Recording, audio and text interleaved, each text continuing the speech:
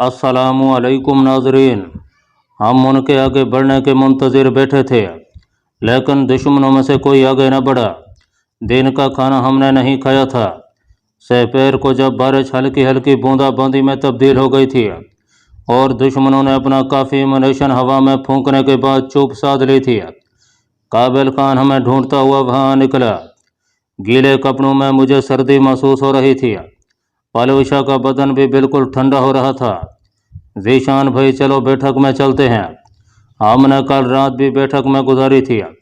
मेरा ख्याल है आज नंबर हमारा यहीं पड़ रहा है। मैंने वाजबी सा इनकार किया। वो मज़े लहजे में बोला, नहीं, मेरी छोटी बहन यहाँ बीमार हो जाएगी और चूंकि वो अकेली जाने पर तैयार नहीं होगी, इसलिए मैंने सोचा आपको भी साथ लेता जाऊँ। क्या ख्याल है? मैंने अपने साथ जुड़ी बैठी पलूषा से पूछा। जहाँ आप रहेंगे पलूषा ने भी वहीं रहना है, तो चलो फिर। मैं उठ खड़ा हुआ। काबिल खान हमारा बकिया सामान साथ ही ले आया था। हम काबिल खान की मयत में चल पड़े। हमें बैठक में छोड़कर काबिल खान घर से मेरे लिए अपने कपड़ों का जोड़ा और पलूषा के लिए खुशहाल खान की नौजवान बेटी के कपड़ों का जोड़ा उठा लाया था। मैंने लड़कियों वाले कपड़े नहीं पहनने। पलूषा ने इनकार में सर हिलाया। मैंने कहा, सुबह तक आपके कपड़े खुश्क हो जाएंगे, दोबारा अपने कपड़े पहन लेना। रात गुजारने के लिए तो ये पहन लो ना। आपको बड़ा शौक है मुझे जनाना लिबास में देखने का। मुंह बनाते हुए उसने काबिल खान से वो कपड़े ले लिए। उसका अंदाज देखते हुए काबिल खान हंसता हुआ बाहर निकल गया। कमरे का दरवाज़ा कुंडी करते हुए वो बोली, अच्छा, मैं कपड़े तब्दील कर रही हूँ। उसने मुझे मतला करते हुए गोया रुख फेरने का कहा था।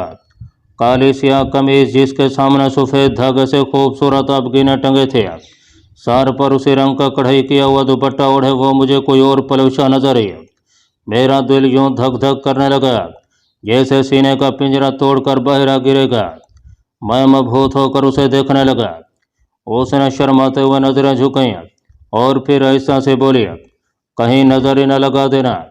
मैं बेखुदी में चलता हुआ उसके करीब पहुंचा और फिर उसकी ठोड़ी के नीचे हाथ रखकर उसका चेहरा ऊपर उठाते हुए बोला, इतना प्यारा नहीं लगा करते चंदा। शौक और शर्मीली आंखों से वो मुझे घूरते हुए ऐसा से बोली, झूठा, किस तरह यकीन दिलाऊं? मैंने पूछा। उसने पलकों की चिलमन गिराते हुए कहा, आपकी आंखों ने यकीन दिला दिया है। दरवाजे पर होने वाली दस्तक ने मुझे अपनी गैर होती हालत को संभालने का आसरा दिया और मैं कुंडी खोलने दरवाजे की तरफ बढ़ गया। काबिल खान खाने के बर्तन लिए खड़ा था। शाम की अजान से पहले ही ले आया। वो वजाहत करते हुए बोला, मैंने सोचा दिन को भी खाना नहीं खा सके तो यकीनन इस वक्त भूख लगी होगी। भूख तो लगी है। मैंने इकरार में सर हिलाया। उसी वक्त उसकी नज़र पलूषा पर पड़ी। माशाल्लाह, इन कपड़ों में तो मेरी छोटी बहन बहुत प्यारी लग रही है। खाने के बर्तन लकड़ी की मेज़ पर रखकर काबिल खान ने आगे बढ़कर पलूषा के सर पर हाथ रख दिया। वो शर्मा कर नीचे देखने लगी। हर वक्त लड़कों वाले कपड़े पहनने वाली को यकीनन इन कपड़ों में खुद को अजीब सा महसूस कर रही थी। काबिल खान खाना रखकर वापस चला गया। मेरी फर्दगी देखते हुए वो चाहत भरे लहजे में बोली, शानी, आपको कहा तो है कि जल्दी से निकाह पढ़वा लो, फिर जैसे कपड़े पहनोगे पहनकर आपकी प्यासी आंखों को सैराब करती रहूंगी। तो निकाह से पहले मेरा कहा नहीं मानोगी? 1000 बार मानूंगी। मेरी ये जुर्रत के अपने राजू की ख्वाहिश को टालूं। खाने का नवाला मेरे मुंह की जानिब बढ़ाते हुए उसने सर तस्लीम में खम किया। तो बस ठीक है, कल तुम इसी लिबास में रहोगी। ठीक है, कोई और हुक्म है? वो फौरन मान गई थी। हमारे खाना खाने तक काबिल खान चाय ले आया था। वैसे आज रात भी खतरा तो काफ़ी होगा। चाय की प्याली मेरी जानिब बढ़ाते हुए उसने मशवरा चाहा। मुझे तो नहीं लगता। मैंने नफ़ी में सर हिलाया। उनकी कमर टूट चुकी है। गुज़श्ता रात की लाशें वो अभी तक नहीं दफना पाए होंगे। यकीनन अपना मज़ीद नुकसान करना वो पसंद नहीं करेंगे। काबिल खान ने कहा, भूल गया, जहाँ दास खान के कत्ल होते ही उनके कमांडर ने हमले का हुक्म उसी वक्त दे दिया था। अब ये मालूम नहीं कि उन्होंने हमला क्यों नहीं किया। शायद अंधेरा होने के मुंतज़िर हों। वो एक वक्ती इश्तियाल था। हुक्म देने वाले कमांडर को जब दूसरों ने हक़ीक़त से आगाह किया होगा तो उसे दोबारा ऐसा कहने की जुर्रत नहीं होगी। कहे तो आप ठीक रहे हैं। वो पुरसोच अंदाज में गर्दन हिलाने लगा। मैंने कहा, लगता यही है कि अब वो 2-3 दिन से ज़्यादा नहीं टिकेंगे। अगली सुबह हम नाश्ते वगैरह से फारिग होकर मैदान जंग में जाने की तैयारी कर रहे थे जब खुशहाल खान बैठक में दाखिल हुआ। उसके अकब में काबिल खान और चंद और मोअज़्ज़िन भी मौजूद थे। पलवशाह को कमरे ही में छोड़कर मैं बाहर निकला। तमाम मेरे साथ मुसाफा करके सहन में बिछी चारपाइयों पर बैठ गए थे। उन चेहरों पर छई संजीदगी किसी नए मसले का ऐलान कर रही थी। सरदार खैर तो है? मैंने बैठते ही पूछा। खुशहाल खान के बजाय काबिल खान ने जवाब दिया। सनोबर खान ने जिरगा बुलवा लिया है। सनोबर खान गालिबन मैंने अंदाज़ा लगाने के लिए लाभ ही लिया और मेरी बात मुकम्मल होने से पहले काबिल खान जल्दी से बोला, सनोबर खान जहादात खान का जानशीन और अलाम खेल का नया सरदार है। मेरा ख्याल है ये खुशी की बात है, जबकि आप लोगों के चेहरों पर छई संजीदगी इससे मेल नहीं खा रही है। जिरगे के पैगंबर से पता चला है कि सनोबर खान ने हम पर यह इल्ज़ाम लगाया है कि हमने पाक आर्मी के एक फ़ौजी को पनाह दिया और इस लड़ाई में हमने आर्मी की मदद से उनका नुकसान किया है। ऐसा कहते हुए काबिल खान के साथ तमाम मुअज़्ज़िन की सवालिया निगाहें भी मेरे वजूद पर गड़ी थीं। मैंने सफाई देते हुए कहा, मेरा ख्याल है पाक आर्मी की कोई इमदाद आपके पास नहीं पहुंची है। यूँ भी आर्मी कबाइल के झगड़ों में मखल नहीं हुआ करती है। ज़्यादा से ज़्यादा आर्मी कबाइल के झगड़े में फरीक सालिस का किरदार अदा कर सकती है। यूँ किसी एक कबीले के साथ मिलकर दूसरे कबीले से मुकाबला नहीं करती। आप आर्मी के बारे इतना वसूख से ये बात कैसे कर सकते हैं? इखलास नामी शख्स ने शक भरे लहजे में सवाल किया। बात मेरे कहने की नहीं, हक़ाइक़ की है। क्या आप में से किसी ने पाक आर्मी को ऐसा करते हुए देखा है या किसी ने सुना है कि आर्मी कबाइल की जंग में हिस्सादार बनी हो? सीधी बात यह है ज़ीशान साहब कि सनोबर खान आपकी शख्सियत को दरमियान में घसीट रहा है। अगर आपका ताल्लुक़ आर्मी से है तो यकीनन वो अपने दावे में सच्चा साबित होगा और हमें आपको उसके हवाले करने के साथ मरने वालों का खून बहा भी अदा करना होगा। इस मरतबा खुशहाल खान ने असल सूरत हाल मेरे सामने रख दिया। इसके साथ ही मुझ पर वाज़ेह हुआ कि सूरत हाल कितनी गंभीर थी। मैंने फ़ौरन अपनी परेशानी पर काबू पाते हुए मसनूई कहका लगाया, मैं और पाक आर्मी से ये भी खूब कही, अगर ऐसा होता तो आपके पास पनाह लेने ना दौड़ा था, पाक आर्मी की किसी पोस्ट का रुख करता। पोस्टें यहाँ से काफ़ी फासले पर हैं ज़ीशान साहब। खुशहाल खान संजीदा था। सरदार सीधी बात यह है कि मेरा नाम ज़ीशान नहीं है, मेरा असल नाम सलीम शाह है। ये कहते हुए मैंने अपने जेब से वो नकली शनाख्ती कार्ड निकाल कर उसकी जानिब बढ़ा दिया जो इस इलाके में आते हुए मुझे सरकारी तौर पर जारी हुआ था। इसी तरह सरदार के पास भी एक नकली शनाख्ती कार्ड मौजूद था। उस पर दर्ज पते के मुताबिक हमारा जो घर बनता था, वहाँ अगर जाकर कोई मालूम करने की कोशिश करता तो उसे यही मालूमात दी जाती जो मैं वहाँ बता रहा था, और मेरा इलाका मर्दान है। मगर आपका अपना साथी आपको राजा ज़ीशान कहकर बुलाता है। इस हालत में भी खुशहाल खान ने पलवशाह के लड़के होने की बात को अपने तक ही रखा था। गोया उसके दिल में हमारी हमदर्दी मौजूद थी। सरदार, यह एक लंबी कहानी है, होगी, लेकिन जिरगा कल होना है और हमारे पास आज का दिन मौजूद है। ठीक है, दोपहर का खाना खाकर इस बारे तफसील से बात होगी। अब जबकि सारी बात खुल गई है तो मैं और मेरी मंगेतर भी पीछे नहीं हटेंगे। मंगेतर, इखलास खान ने सवालिया लहजे में पुकारा। पल्लू खान का असल नाम पलवशाह खान वज़ीर है और उसने लड़के का रूप धारा हुआ है। मैंने जो कहानी दिमाग में तरतीब दी थी उसके मुताबिक पलवशाह की असलियत सामने लाए बगैर काम नहीं चल रहा था। ठीक है, 1 बजे दोबारा इकट्ठे होंगे। वो तमाम खड़े हो गए, सिवाय काबिल खान के बाकी मुझसे मुसाफा करते हुए रुखसत हो गए। इतना तो मैं भी जानता था कि वो हमारी निगरानी ज़रूर करेंगे, चाहे इसके लिए काबिल खान को मुकर्रर किया जाए या किसी दूसरे तीसरे को। तमाम के रुखसत होते ही काबिल खान ने कहा, बैठें ज़ीशान भैया, बल्कि सलीम भैया। मैं दोबारा चरपई पर बैठ गया। वो इस तरारी अंदाज में हाथ मरोड़ते हुए बोला, अगर आप समझते हैं कि सनोबर खान का इल्ज़ाम दुरुस्त है और आप सही तरीके से अपना दिफा नहीं कर सकेंगे तो मैं आप दोनों को यहाँ से निकाल सकता हूँ। बाद में जो होगा हम भुगत लेंगे। اس کا فیصلہ آپ کھانے کے بعد ہونے والی گفتگو سن کر کرنا۔ اسے تسلی دیتے ہوئے میں نے چہرے پر اعتماد بھری مسکراہٹ بکھیری۔ تو پھر میں بھی اجازت چاہوں گا۔ اس نے بھی وہاں ٹھہرنا مناسب نہیں سمجھا تھا، البتہ ہمیں بچانے کی بات کر کے اس نے ساری ذمہ داری اپنے سر لینے کی جو بات کی تھی، اس نے مجھے اتنا اطمینان دلایا تھا کہ ہم دونوں اکیلے نہیں تھے۔ اس کے بیٹھک سے نکلتے ہی میں کمرے کی طرف بڑھا۔ پلوشا دروازے سے سر جوڑے ساری گفتگو سن رہی تھی۔ راجو، یہ سب کیا ہو گیا؟ اس کے لہجے میں مجھے پریشانی جھلکتی نظر آئی۔ کچھ بھی نہیں ہے راجو کی جان۔ میں اسے ساتھ لے کر چرپائی پر بیٹھ گیا۔ کیا آپ کا اصل نام سلیم شاہ ہے؟ اس نے میرا ہاتھ پکڑتے ہوئے پوچھا۔ اگر میں کہوں ہاں تو کیا میں آپ کو پھر بھی راجو اور شانی کہہ کر ہی بلایا کروں گی؟ میرا اصل نام وہی ہے جو میری چندہ کو معلوم ہے، راجہ ذیشان حیدر۔ سچ؟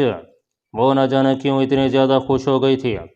ہاں، اور اب ہم نے ایسی کہانی ترتیب دینی ہے جس میں اگر ہم سے علیحدہ علیحدہ بھی کچھ پوچھا جائے تو ہماری ایک ہی بات ہو۔ ٹھیک ہے، بتائیں کیا جھوٹ بلوانا چاہتے ہیں؟ اس نے اپنا سر میرے کندھے سے لگاتے ہوئے لگاوٹ کا اظہار کیا اور میں اسے تمام تفصیل بتلانے لگا۔ بیچ بیچ میں وہ بھی کسی بات سے اختلاف کر کے نئی بات شامل کر دیتی۔ گھنٹہ ڈیڑھ لگا کر ہم نے ایک مکمل کہانی تیار کر لی تھی۔ جرگے کے معزز بزرگوں کے لیے 2 سجی ہوئی چارپائیاں رکھی گئی تھیں جن پر منقش چادریں بچھی تھیں۔ عام لوگوں کے بیٹھنے کے لیے زمین پر دری بچھائی گئی تھی۔ دونوں قبیلوں کے سرداروں کی چارپائیاں جرگے کے ارکان کے سامنے لگائی گئی تھیں۔ وہیں ایک چارپائی پر میں اور پلوشا بھی بیٹھے تھے۔ پلوشا اس وقت لڑکوں ہی کے لباس میں تھی۔ جرگے کا آغاز ہوتے ہی جرگے کے سب سے مشہور رکن شامل خان داور نے سنوبر خان کو اپنا مقدمہ پیش کرنے کا حکم دیا۔ سنوبر خان نے کھڑے ہو کر میرے جرائم کی ایک لمبی فہرست گنوائی، جس میں روشن خان انار گل قبیل خان کے سالے خاصہ گل کے قتل کے ساتھ قبیل خان کی حویلی کی تباہی کا تذکرہ بھی موجود تھا۔ اور اس کے تئیں یہ کام کرتے ہوئے میں اکیلا نہیں تھا، بلکہ میرے ساتھ آرمی کے اور جوان بھی شامل تھے۔ آرمی کے قافلے کے خلاف لگائی جانے والی گھات کو ناکام بنانا، اور پھر روشن خان نے جب ہمیں گھیرا اور آرمی ہماری امداد کو پہنچی، یہ ساری باتیں اس نے بڑی تفصیل سے جرگے کے سامنے رکھیں۔ آخر میں وہ کہہ رہا تھا، معزز مشر، ہمارے لیے ایک اکیلے شخص کو انجام تک پہنچانا کوئی مشکل کام نہیں ہے۔ فوج بھی یہاں پر ہمارا مقابلہ نہیں کر سکتی، بلکہ سچ تو یہ ہے کہ میرا قبیلہ فوج خلاف کارروائیوں میں شامل ہے۔ ہمارے لیے اصل مسئلہ ہمارے وہ قبیلی سردار ہیں جو فوج کے ساتھ مل کر ہمارے خلاف ہتھیار اٹھاتے ہیں۔ سردار قبیل خان کے قتل کے بعد اگر ہمارے مجرموں کو وشلام کا سردار خوشحال خان مسعود پناہ نہ دیتا تو آج ہمارے دونوں مجرم بھی ختم ہو چکے ہوتے اور سردار جہاں داد خان جیسا شیر بھی زندہ ہمارے درمیان موجود ہوتا۔ بہرحال جو ہونا تھا وہ ہو چکا۔ اب علام خیل کا نیا ملک ہونے کے ناطے میرا مطالبہ یہ ہے کہ سردار خوشحال خان مسعود ہمارے مجرموں کو ہمارے حوالے کرے اور حالیہ لڑائی میں ہمارے جتنے آدمی شہید ہوئے ہیں ان کا خون بہا ادا کرے۔ اپنی بات ختم کر کے وہ مشر شامل خان سے اجازت لے کر چارپائی پر بیٹھ گیا۔ مشر شامل خان نے سردار خوشحال خان کی طرف ہاتھ کا اشارہ کیا۔ خوشحال خان نے کھڑے ہو کر گفتگو کی ابتدا کیا۔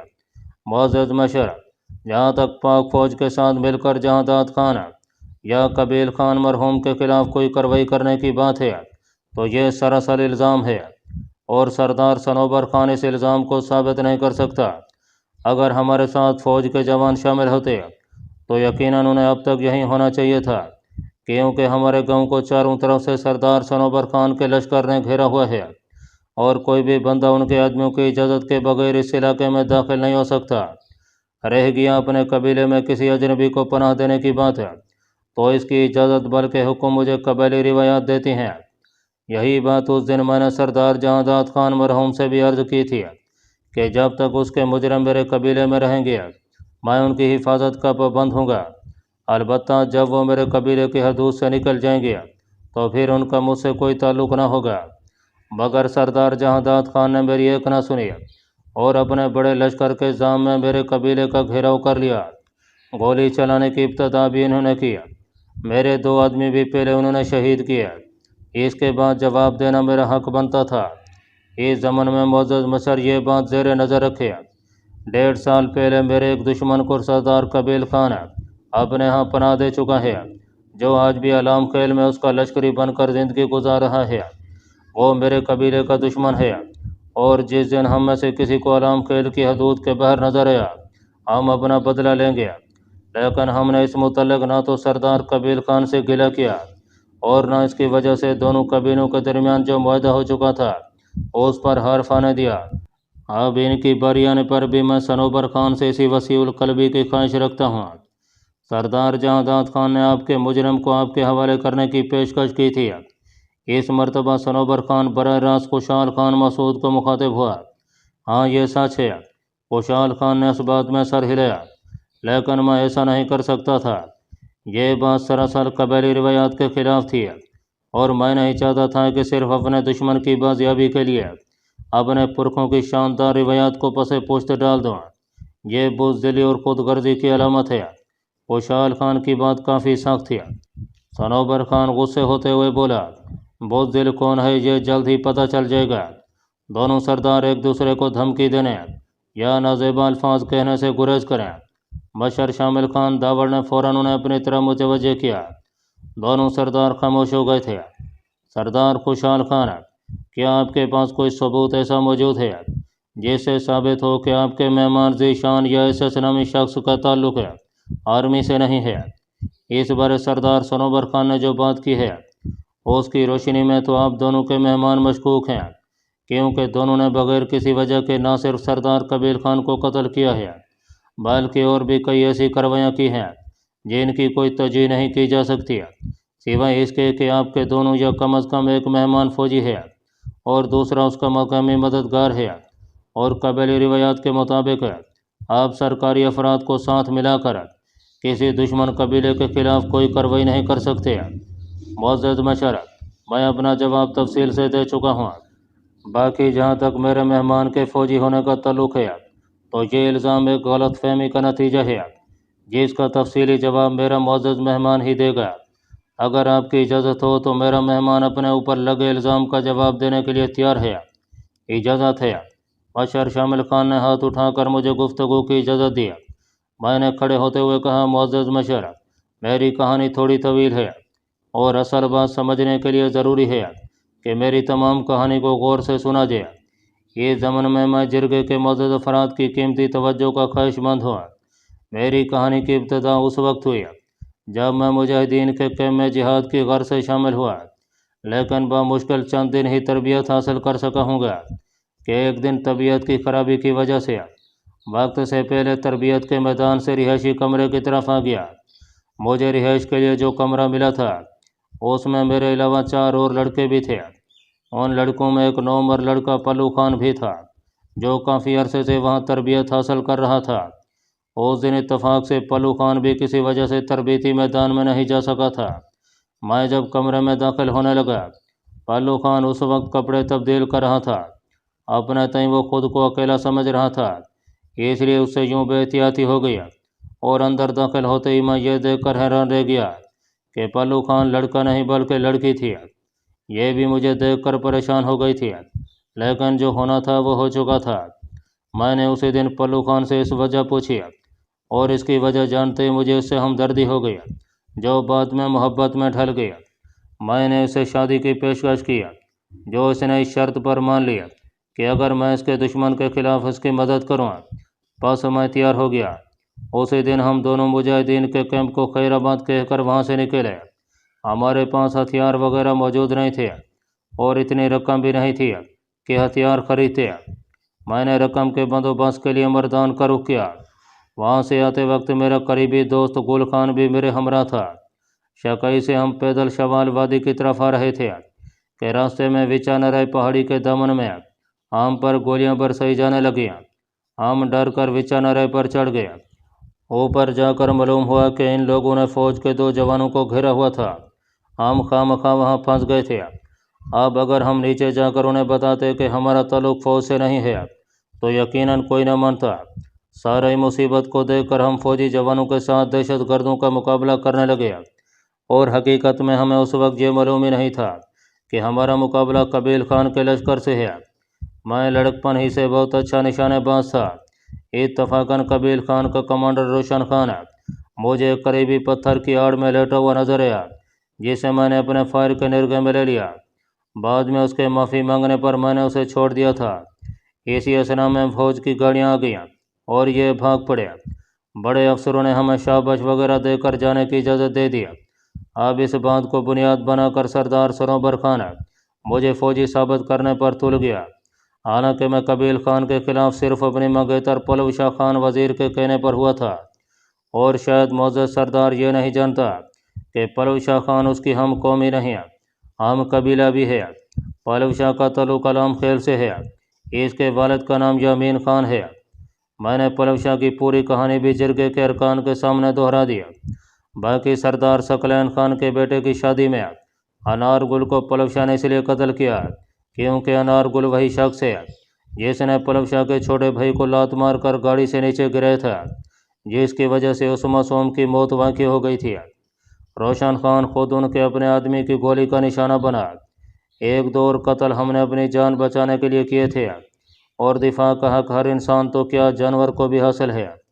कबील खान की हवेली की तबाही और उसके साले खास्ता गुल के कत्ल का इल्ज़ाम मुअज़्ज़ज़ सरदार सरोवर खान बिल्कुल भी साबित नहीं कर सकता। ये बाइना ऐसा इल्ज़ाम है जैसा कि मेरा फ़ौजी होना इल्ज़ाम है। मेरी तफसीली बात को तमाम ने बड़े गौर से सुना था। पलव शाह की लड़की होने का सुनकर हाज़रीन में से अक्सरियत उसे घूरने लगी थी। वो सबसे बेनियाज खामोश बैठी थी। सरोवर खान खड़े होते हुए बोला, एक खूबसूरत लड़का लड़कियों की तरह लग सकता है, लड़की नहीं हो सकता। मैंने फ़ौरन जवाब दिया, मुअज़्ज़ज़ मशर, इसका फ़ैसला करना निहायत आसान है। कोई भी खातून पलव शाह को खलवत में ले जाकर आसानी से इस हकीकत से पर्दा उठा सकती है। ठीक है, मगर पल्लू खान है, पलव शाह है या कोई तीसरी मखलूक है, इसके लड़की साबित होने पर इसका कबील खान पर लगाया गया बहतान कहाँ सच साबित होता है। यूँ तो कल कला को मुझ पर बल्कि मुझे छोड़ें, गुस्ताखी माफ़ मुअज़्ज़ज़ मशर पर भी कोई ये इल्ज़ाम लगाकर उनकी कीमती जान के दर पे हो सकता है। मेरा पुरएतमाद रवैया देखते हुए सरोवर खान ने फ़ौरन पैंतरा बदला। उसकी बात पर खामोश बैठी पलव शाह गज़बनाक होकर खड़ी हुई और जिरगे मशर की इजाज़त के बगैर जज्बाती लहजे में बोली, कबीले के सरदार की हैसियत कबीले के बाप की सी होती है और कबीले की लड़कियां उसकी बेटियां होती हैं। एक बाप जब अपने ही बेटियों पर बुरी निगाह रखने लगे और अपनी ही बेटी को जिनसी हवस का निशाना बनाकर कत्ल कर दिया, तो उसके वारिस किससे इंसाफ की भीख मांगने जाएं। इज्जतों के रखवाले जब लुटेरे बन जाते हैं तो लुटने वाले बदला लेने के लिए किसी भी हद तक जा सकते हैं। कबील खान ने न सिर्फ मेरी बहन सपू गमाई को अपने हवस का निशाना बनाया, बल्कि वो मेरे भाई, बाप और बहन का कातिल भी था। ये आज से 9-10 साल पहले का वाक़या है। उस वक्त मैं 7-8 साल की बच्ची थी।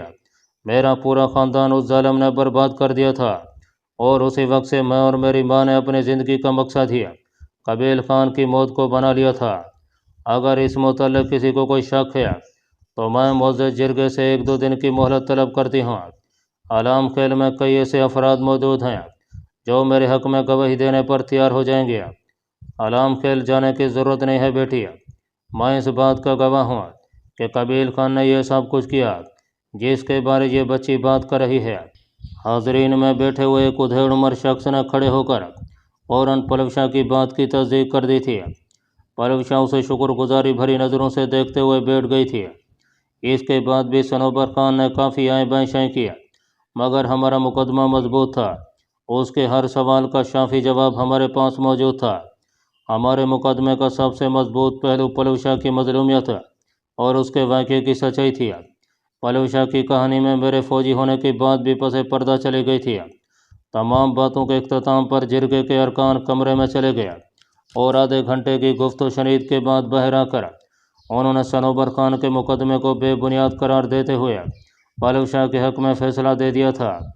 इसके साथ जिरगे ने फ़ैसला सुना दिया कि खुशहाल खान जब तक चाहे मुझे और पलव शाह को अपना मेहमान बनाकर रख सकता है। सबसे आखिर में जिरगे के मशर शामिल खान ने सरदार सरोवर खान से दरख्वास्त की थी कि वह विश्राम गांव से पुराना मुआहदा बहाल करते हुए इलाके के अमन में मुस्बत किरदार अदा करे और बड़ेपन का मुजाहरा करते हुए कबील खान मरहूम से होने वाली गलती को तस्लीम करके उसके जुल्म का शिकार होने वाले अपने कबीले के अफराद को इंसाफ मुहैया करे।